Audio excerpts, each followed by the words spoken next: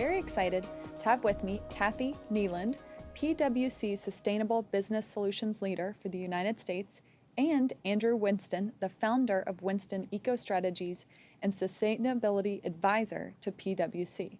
So today we're here to talk about sustainability as a business transformation effort. And Andrew, we'll start with you first. You've talked a lot about heretical questions and that companies ask that show they are really transforming their business. Give us some examples of those. Well, I mean, part of this comes out of the pressure that companies are under, and they're facing, I think, enormous pressures like we've never seen. You know, resource constraints, climate change, pressure from their employees, their consumers, their customers. And so I think the kind of innovation we need to seek out more sustainable solutions for the products and services that all the companies provide.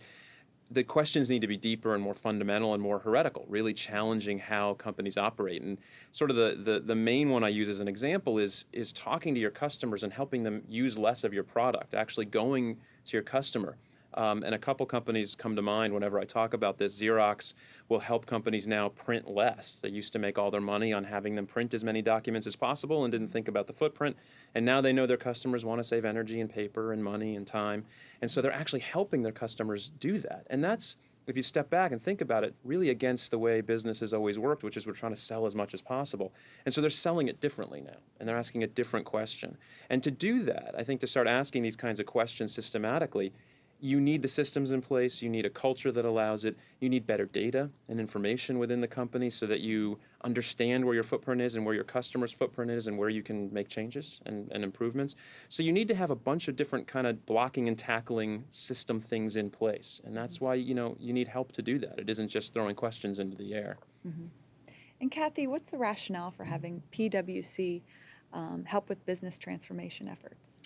So it's actually taking those ideas or those concepts that Andrew's just described and actually integrating them within the core processes within the organization. So, things like, supply chain, where we're really, companies are really asking themselves, how do I impact the supply chain from a reputation perspective?